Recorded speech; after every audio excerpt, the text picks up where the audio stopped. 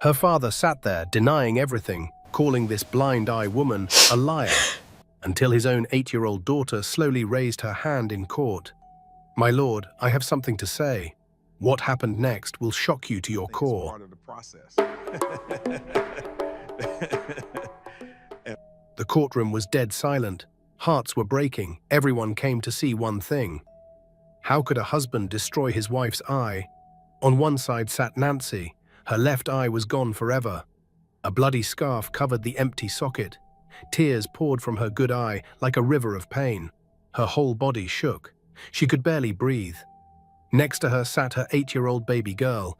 The child wrapped her tiny arms around Mama and cried, "Mummy, please stop crying. Please don't hurt anymore." Then there was the monster. Jeff sat there smiling. Perfect suit, shiny shoes, acting like nothing happened. No tears, no sorry. He looked at his broken wife and felt nothing. He whispered jokes to his lawyer. He even laughed. The man who took away his wife's sight was having fun in court. How can a human be this cruel? Every woman in that room saw Nancy's pain and remembered their own bruises. Every man wanted to cry for her. This innocent woman lost her eye forever. Her child saw it all, and this monster sat there like a king. This broke everyone's heart. The atmosphere was tense. Outside the courtroom that morning, the air had been thick with whispers. "Is this not Jeff?" some said. "The same man who donated cement for the town hall." Others remembered how he gave money in church, how the pastor once called him a pillar of the community. He had dressed in fine clothes, driven big cars, and people bowed when he passed. Nobody imagined this same man could sit in the accused's chair today. Some people shook their heads in disbelief. "How can it be him? Or is it a lie?" they murmured. But inside, everyone waited for the truth. The clerk's voice rang out, "All rise for his lordship." Everyone rose to their feet. The judge, a stern elderly man with sharp eyes and white hair, entered and took his seat. "Be seated," he said firmly, and the case began. Without wasting time, Jeff's lawyer jumped to his feet. He was a tall, energetic man who loved drama. His voice boomed across the courtroom.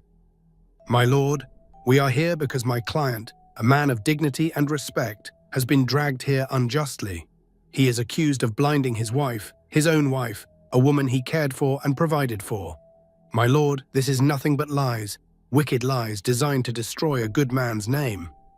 The courtroom buzzed. Some people murmured, others hissed. A woman from the gallery shouted, "God will judge," and quickly covered her mouth. Nancy's lawyer sprang up immediately. "Monsieur," his voice sharp with anger. "My lord, that is an insult to this woman's pain. She sits here half-blinded, scarred for life, and her husband dares to deny responsibility? What kind of man points fingers at his own wife after breaking her down this way?" Jeff's lawyer slammed his palm on the table. "Objection, my lord. Counsel is appealing to emotions instead of facts. Where is the evidence? Where are the witnesses? Anybody can cry." But tears are not proof. The judge raised his hand. "Order. Both counsels will have their turn. Proceed carefully." Nancy trembled in her seat. She raised her head slightly to glance at Jeff, but his eyes met hers with a sharp, threatening look. She froze, her breath caught in her chest, and she quickly lowered her head again. Her hand moved instinctively to her left eye, pressing against the scarf as though it would relieve her pain. Life seemed cruel. Nancy used to be that woman that had laughed freely. People in her neighborhood used to say her laughter could brighten a dark day. She and Jeff once walked hand in hand through the town, smiling like new lovers. She would always wait eagerly for him to return home so they could share moments of love together. But those days had slipped away like water through fingers. What once was joy had turned to sorrow, and what once was a safe home had become a place of fear. Her lawyer touched her shoulder gently, then called the first witness. An elderly woman, Mama Nene, came forward. She lived next door to the couple. Her wrapper was tied tightly. She cleared her throat nervously as she spoke. "My lord, I have lived beside them for many years. Many nights I heard shouts. I heard Nancy crying. Sometimes I even saw her running out in the dark with bruises. One night I saw blood on her wrapper. She was holding her face." Murmurs filled the room again. People whispered, some turned their heads to one another. But before she could continue, Jeff's lawyer shot up. "Objection, my lord. What this woman is saying is nothing but gossip. Did she see my client raise a hand? Did she see him use any sharp object on the victim? No. She only heard cries. This is hearsay." The old woman stammered, I did not see with my own eyes, but—" "Then this is useless," the lawyer thundered. "Anybody can say anything if they only heard. We cannot build a case on stories." The judge nodded slowly. "Witness, you may step down." The old woman looked at Nancy with pity. Sorry, she whispered as she stepped away. Nancy tried to smile, but her lips quivered and she bent forward again in silent tears. Next, Nancy's lawyer called the nurse from the hospital. She walked forward holding a file. "My lord, this is the medical report from the night Nancy was rushed to the hospital. The report clearly states severe trauma to the left eye, deep cuts caused by a sharp object, and permanent loss of vision. My lord, this was not in any way an accident. This was deliberate violence." Gasps echoed through the room. People shifted in their seats, eyes wide. But Jeff's lawyer smiled and rose. "My lord, with due respect, a medical report can only say there was injury, but it cannot tell us who caused it. My client did not do this. Perhaps she could have fallen. She could have slipped. Who knows? Must we destroy a man's name because of assumptions?" Some people in the gallery hissed loudly. "Liar," one man muttered.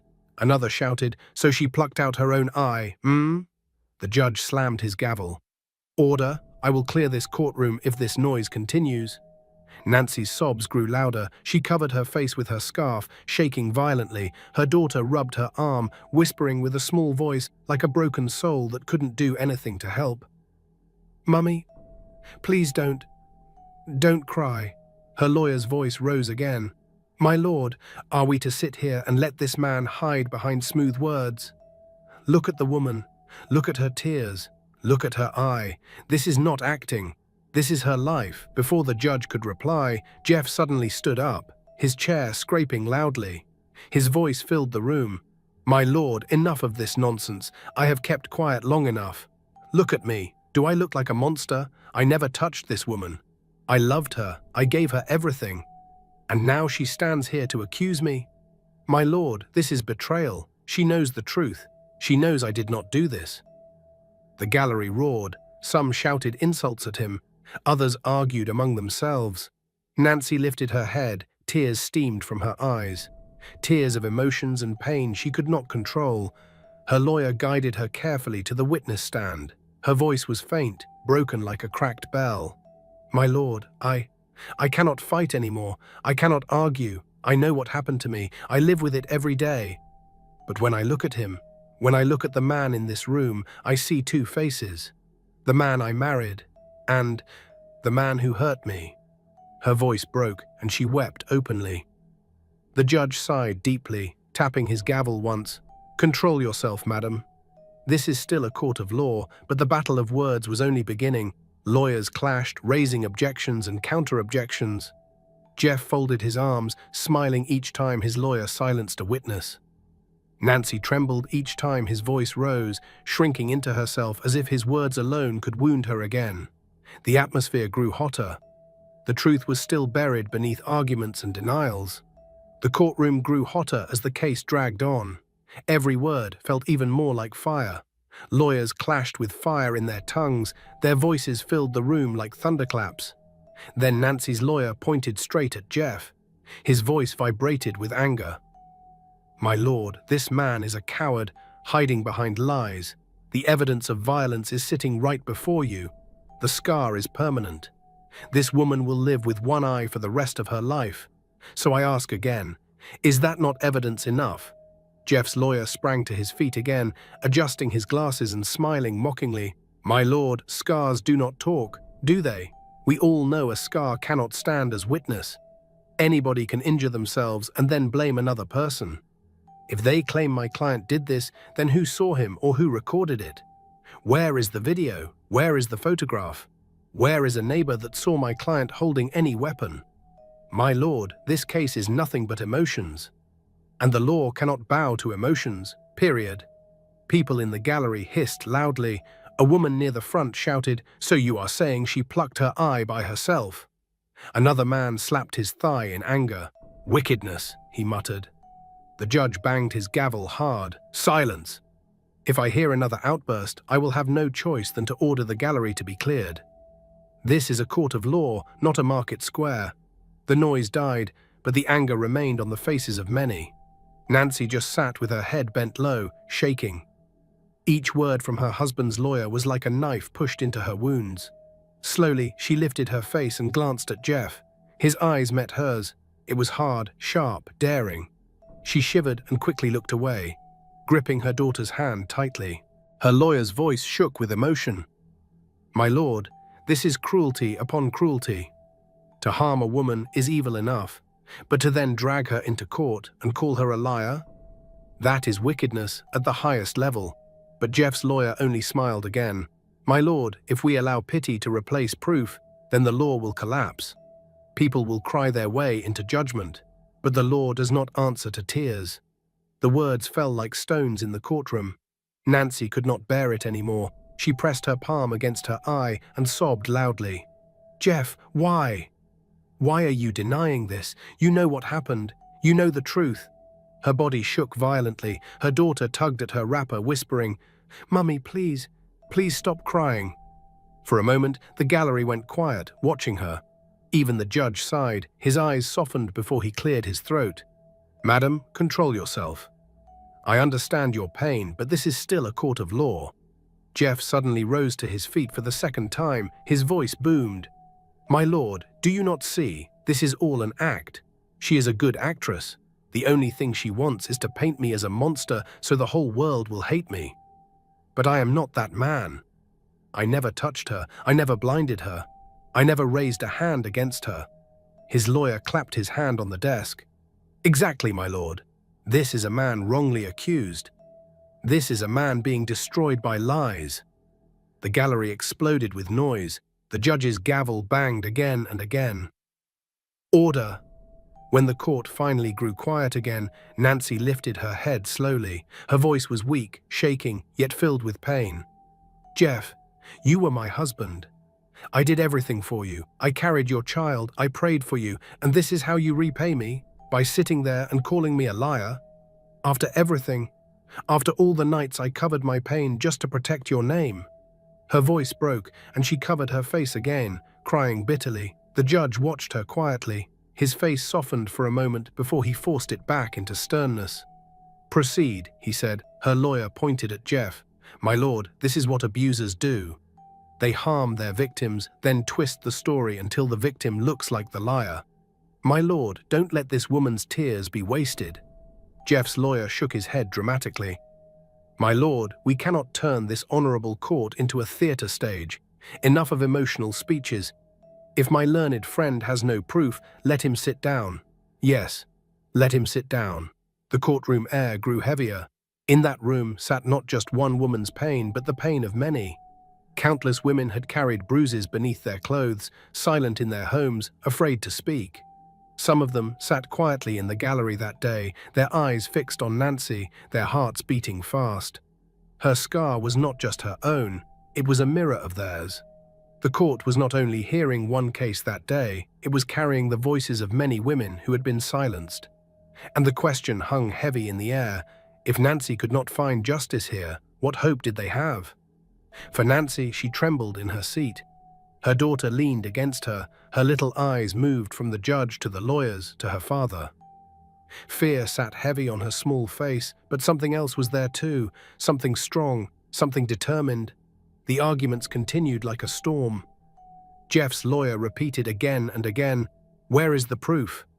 Where is the proof?" Nancy's lawyer fired back, "The proof is here, sitting in front of you." Back and forth they went, their voices rose, echoing against the wooden walls of the courtroom.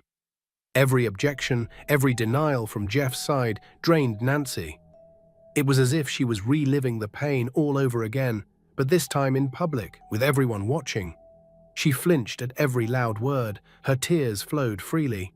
Then, slowly, quietly, her daughter's small hand began to rise. At first, nobody noticed. The lawyers were still shouting, the judge was banging his gavel, the gallery was murmuring. But the child's hand stayed in the air, small but steady. The judge's sharp eyes caught it first. He paused, frowning slightly. His voice cut through the noise. "Yes? Little one, why is your hand raised?" The lawyers froze mid-sentence. The courtroom fell silent. Heads turned one by one until every eye was fixed on the small girl sitting beside her mother. Nancy looked down at her daughter in surprise. Jeff's face stiffened, his jaw clenched as he turned sharply to look at his child. The little girl's voice was small, trembling, but it sounded clearly in the silence. "My lord, I have something to say." The courtroom froze. People turned to each other, whispering. "Anne, the child wants to speak?" Someone muttered. "What is she going to say?" Another asked. Even Jeff, bold all along, now stared at her with wide eyes. His chest rose and fell quickly. The judge leaned forward, studying her face carefully. His voice softened. "You want to say something, child?" he asked. She nodded firmly. "Yes, my lord." The judge removed his glasses, staring at her for a long moment. Then he glanced at the lawyers, who were both frozen in shock. Finally, he looked back at the girl. "Very well," he said slowly. "This court will hear you." The courtroom went silent, as if even the walls were holding their breath. All eyes rested on the little girl now. But before she could go on, the judge interrupted her calmly. He leaned forward slowly. His usually stern face softened. His voice was calm, almost fatherly. "Child, before you speak, you must know. This is a court of law. Only the truth is allowed here. Do you understand me?" The little girl nodded, her small fingers twisted nervously at the hem of her dress. "Yes, my lord. I understand. I will only say the truth," she whispered. Her voice was soft, but because the courtroom was so silent, every word rang out like a bell. "Stand up, my dear," the judge instructed. She rose slowly, her tiny figure trembled. Her eyes darted around the crowded courtroom. So many faces, so many eyes staring at her. For a moment, fear caught in her. She looked at her mother. Nancy's face was wet with tears, her body shook. She looked at her father. Jeff's eyes were fixed on her, sharp like a warning, almost daring her to speak. She swallowed hard and clenched her small fists. The judge adjusted his glasses. "Go on, child. Tell this court what you know." The little girl took a deep, shaky breath. "I love my mummy. She is the best person in the world. She takes care of me. She sings to me when I am afraid. She prays for me every night. My mummy does not lie. She is not pretending. I was there the night she lost her eye. I saw everything. Gasps filled the room. Some people's eyes opened wide, others shifted uncomfortably on their benches. Even the judge's eyes narrowed. "Go on," the judge said gently. The little girl's lips trembled, but she forced herself to continue. "That night, Daddy came home very angry. He was shouting. Mummy was begging him, telling him to calm down. She said, 'Please don't wake the child. Let's talk in the morning.' But he didn't listen. He kept shouting. He pushed her. She fell on the floor. Her voice broke and tears spilled down her cheeks. I was hiding near the corner. I wanted to run out and hold Mummy, but I was too afraid. Then Daddy picked a bottle from the table. He broke it on the wall. The sound was so loud, I covered my ears. Mummy was crying and begging him. But then, she stopped. Her voice shook uncontrollably. The courtroom leaned in. Nobody breathed. She couldn't go on. The pain in her voice was feel-able. Even Nancy broke, crying so intense. But then the judge encouraged her. "Please, child, put yourself together, okay? Continue. Tell us what happened next." The little girl nodded weakly. Then he used the bottle to stab Mummy's face, straight into her eyes. Her voice broke into deep, heartfelt tears now.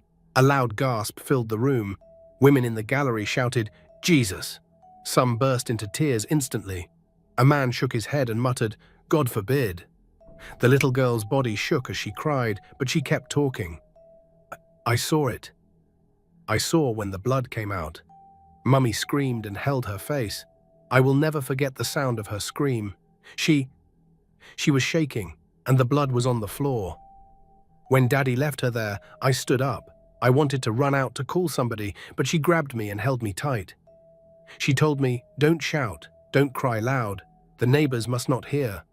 She was in pain, but she was still trying to protect Daddy's name. This moment, Nancy broke down completely. She bent forward, sobbing uncontrollably, her face buried in her hands. Her shoulders shook violently. People in the courtroom wept with her. The judge's eyes glistened. He cleared his throat, but his voice was heavy. "My dear child, are you sure of what you're saying?" The girl wiped her tears with the back of her hand. Her voice, though shaking, was firm. "Yes, my lord, I am sure. I can never forget it. I saw it with my eyes and I was there. Daddy blinded my mummy." Jeff's lawyer sprang to his feet in panic. "My lord, with due respect, this is a child. Children imagine things. They exaggerate. She is only repeating what her mother told her." "Enough!" the judge thundered, slamming his gavel. His voice shook with anger. "Sit down, counsel." The lawyer froze, then lowered himself slowly into his seat, defeated. All eyes turned to Jeff. His proud posture had collapsed. His face was pale. Sweat ran down his forehead. His lips moved, but no words came out. The little girl turned toward him. Her voice pierced through the silence. "Daddy, why? Why did you do it? Why did you hurt Mummy like that? She still loves you. I still love you, but I cannot lie anymore. I saw what you did." The words struck like thunder. The gallery erupted again. Some people burst out crying. Some cursed under their breath, calling Jeff a monster. Some just shook their heads. One elderly man covered his face with his hands, muttering prayers. Women held each other tightly. Their sobs filled the room. Even the court clerk quietly wiped his eyes with his sleeve. It was really touching to hear such cruelty. And worst of all, to have been listening to the denial from Jeff and his lawyer. Jeff lowered his head into his palms. His chest rose and fell quickly, but he said nothing. For the first time, his arrogance was gone. Among the crowd, some women could not hold back their sobs. The judge leaned back slowly, removing his glasses. His voice was low but firm. "This court has heard enough. No child should ever have to carry such a memory. No woman should have to carry such pain. This testimony will not be ignored." He sighed heavily, looking at the little girl with respect. "My child, you have spoken with a courage that many adults cannot show. The truth you carried has set light in this courtroom." He lifted his gavel. "This case is adjourned. Judgment will be delivered." The sound of the gavel echoed like thunder. Nancy reached for her daughter, pulling her into her arms. They held each other tightly, both weeping as people in the gallery stood aside to let them pass. Some sobbed softly, others stretched out their hands, whispering, "God will heal you." Jeff sat frozen, his hands still over his face, as the courtroom emptied. The truth had finally been spoken, but shockingly, not by lawyers, not by reports, but by the innocent lips of a child, his very own child. He had never expected it. He definitely didn't see it coming. No doubt, such truth was too heavy for a child to carry, and it broke the courtroom into tears. Her mother still wept. Her father now sat in shame. Even the judge himself struggled to hide the tears in his eyes. And as the doors of the courtroom closed, one question lingered in the air, heavy and unshakable. Should a man who caused so much pain, who left scars that can never fade, be forgiven simply because he says, "I am sorry"? Or should he be made to face the full wrath of the law so that justice can speak not just for one woman, but for every silent voice watching? Tell us what you think in the comments. I'll be going through each one of them,